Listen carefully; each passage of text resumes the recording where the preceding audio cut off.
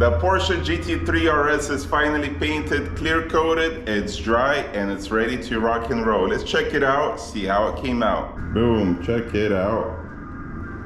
Got the rear bumper.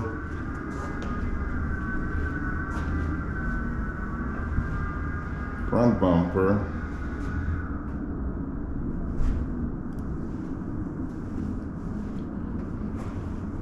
Got the fender. And looking nice. And final piece, the car itself. Came out slick, super clean, nice beautiful blend.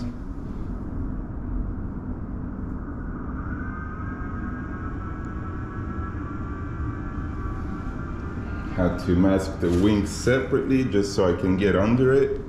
As you can see, this wing stretches pretty far back, but it's a lot of pain to take it apart, so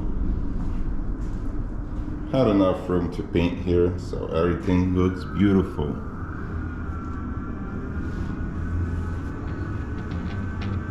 Excited to see this shark blue GT3RS assembled